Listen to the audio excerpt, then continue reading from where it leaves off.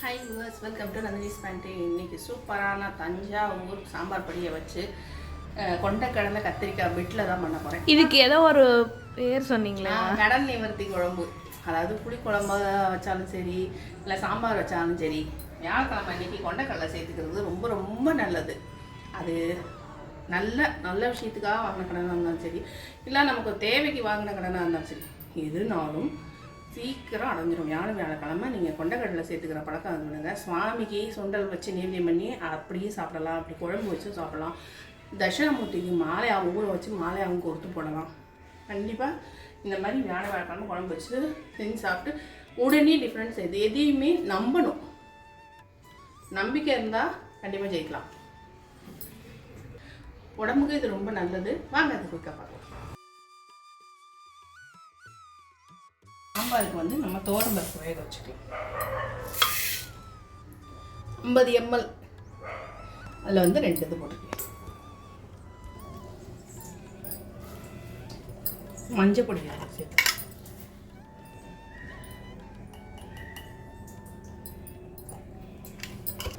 ஒரு தக்காளி. நான் குக்கரில் எப்போவுமே பருப்போட தக்காளியை வேக வச்சுருக்கேன். ஒரு சிலர் தாளித்து வதக்குவார்ல, அப்போ தக்காளி போட்டு வதக்குவார். நான் இப்படி தான் பண்ணுவேன். என்னோட ஸ்டைல். எனக்கு தக்காளி நல்லா வதங்கி இருந்தால் தான் பிடிக்கும்.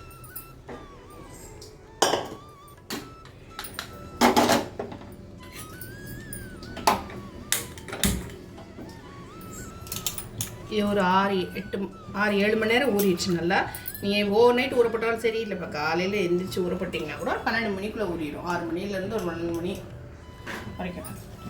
நல்லா ஃப்ரெஷ் கொண்டைக்கடலையாக இருந்தால், ரொம்ப பழசாக இருந்தால் ஊறாது. ஓவர் நைட் ஊற போட்டுருணும். இது எவ்வளோ கொண்டைக்கடலை? 1 கப்பு. ஊறின பிறகு கொஞ்சம் குவான்டிட்டி நிறைய இருக்குமா இதுதான் தெரியும். இது முங்குற அளவுக்கு தண்ணி விட்டுக்கணும்.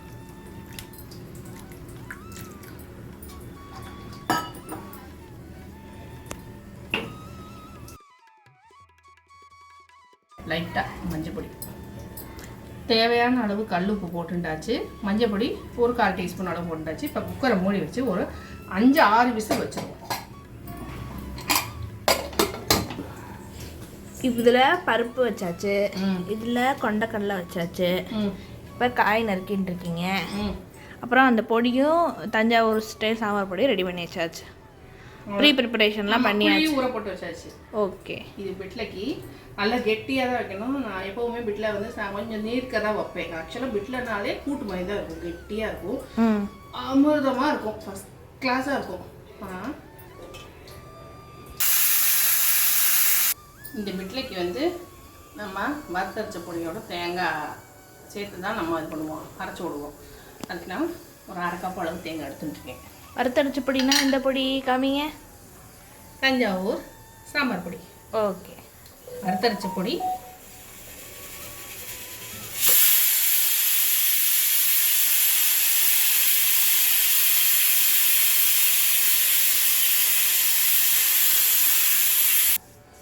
ஒரு 2-2.5 ஸ்பூன். ஓகே. இதோட இந்த தேங்காயை அரைச்சி கொஞ்சம் தண்ணி விட்டு, இது வறுத்தரைச்ச பொடி திரிச்ச மிக்ஸி ஜார், அதான் அலம்பாமல் வச்சுருக்கேன். அப்படியே இப்போ தான் நான் திரிச்சோம். இப்போ அரைச்சி வச்சாச்சு. வாவ். இந்த பிட்லைக்கு தாளிச்சு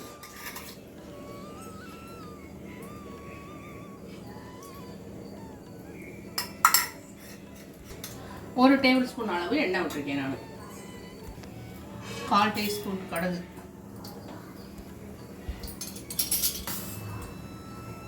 1/2 ஸ்பூன் வெந்தயம். வெந்தயம் ரொம்ப பிடிக்காதவங்க கொஞ்சம் குறைச்சிக்கோங்க. இந்த பொடியிலே பெருங்காயம் போட்டிருக்கிறதுனால கொஞ்சமாக பெருங்காயம் சேர்த்துட்டா போதும். கட்டி பெருங்காயம் நம்ம போட்டுக்கோங்க. கருவேப்பிலை,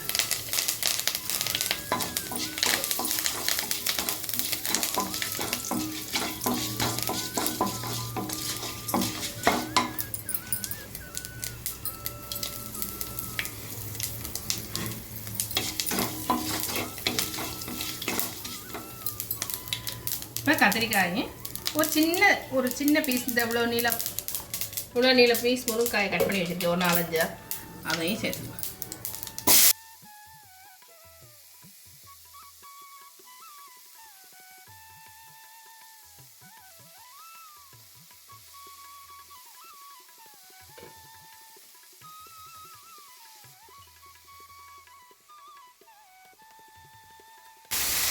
மஞ்சள் பொடி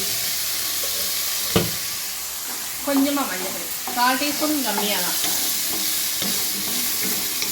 ஏன்னா நம்ம பருப்பில் கொண்டக்கடலையெல்லாம் போட்டுப்போம், அதனால இப்போ காய் வேகிற அளவுக்கு கொஞ்சமாக தண்ணி ஊற்றுப்போம்.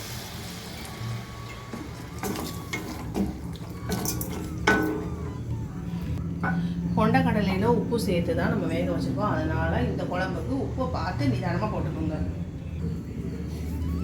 உப்பு தேவையான அளவு நல்லா கலந்துட்டு ஒரு 5 நிமிஷம் இதை வந்து வேக விடும்.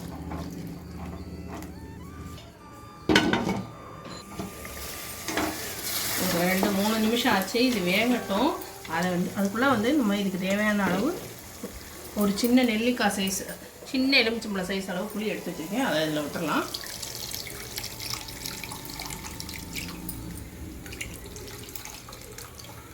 இது கெட்டியாக தான் வைக்க போகிறேன். சின்ன நெல்லிக்காய் சைஸா இல்லை எலுமிச்சம்பழம் சைஸா?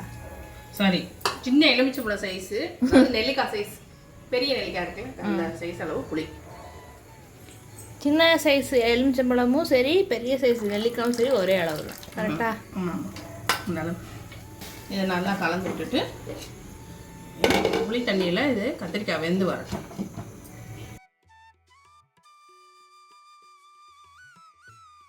இது சூப்பராக வெந்துருச்சு, ரெடி ஆயிடுச்சு.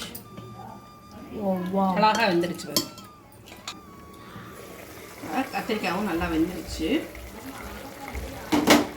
இதில் இந்த கொண்டக்கடலையும் சேர்த்துக்கலாம்.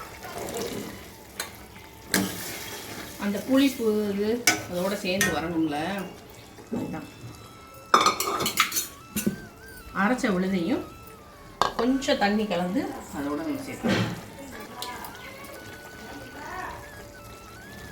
ஃபுல்லாக சேர்த்துட்டு உங்களுக்காக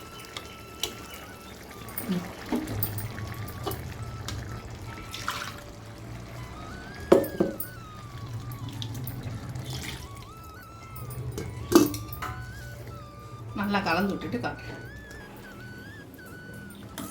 இது நல்லா கலந்து விட்டு ஒரு கொதி வரட்டும். அதுக்கப்புறம் நம்ம பருப்பை சேர்த்துடலாம்.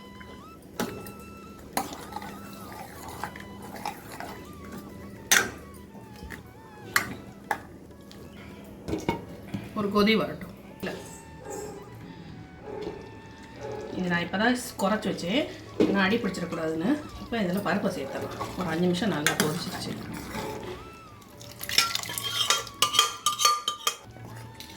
சூப்பராக எம்மியாக கொத்தமல்லி தூவி சர்வ் பண்ணிடலாம்.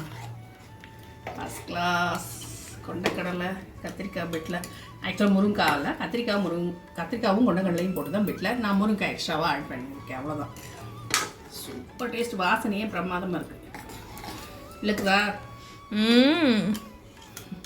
எனக்கு ஒன்று தனித்தனியாக பண்ணும்போது அதோட வாசனை தனித்தனியாக இழுத்துச்சு. அந்த பொடி அரைக்கும்போது, அப்புறம் அந்த பருப்பு வேக வைக்கும்போது, இந்த காயை வேக வைக்கும்போது.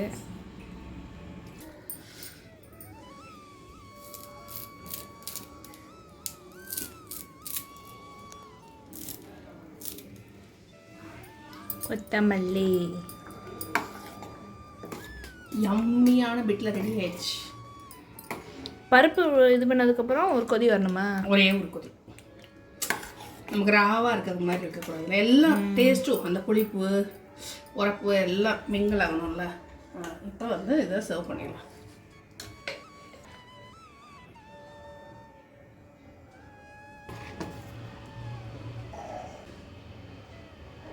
வாவ், சூப்பர்மா. இந்த அருமையான கடன் நிவர்த்தி பிட்டில் உங்களுக்கு கண்டிப்பாக பிடிச்சிருக்கு நம்புகிறேன். வீடியோ பிடிச்சதுன்னா மறக்காமல் லைக் பண்ணிடுங்க. நந்தினி இப்படி பிடிச்சிடணும்னு கண்டிஷன் போடல, அன்பு கட்டளை. மறக்காமல் நந்தினி ஸ்வெட்டே சப்ஸ்கிரைப் பண்ணிடுங்க. உங்கள் ஃப்ரெண்ட்ஸ் அண்ட் ஃபேமிலிக்கு ஷேர் பண்ணுங்கள்.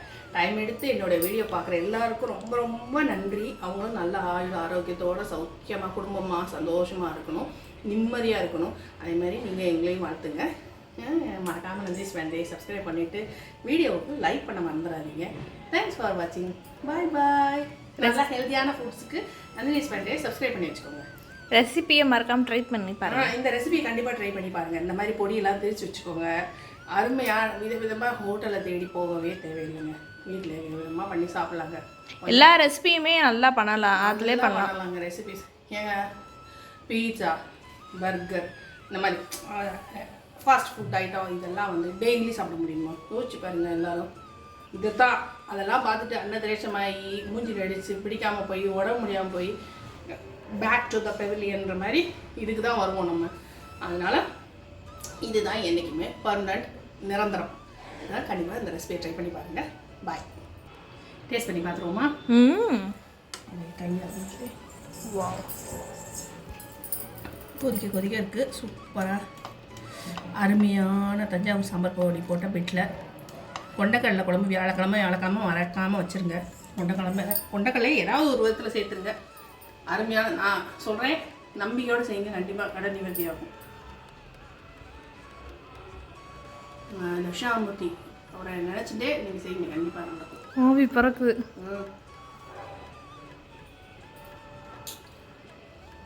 ஆப்வியஸ்லி நம்மளே வெறுமை பேசக்கூடாது. ட்ரை பண்ணி பார்த்துட்டு சொல்லுங்கள். பாய்.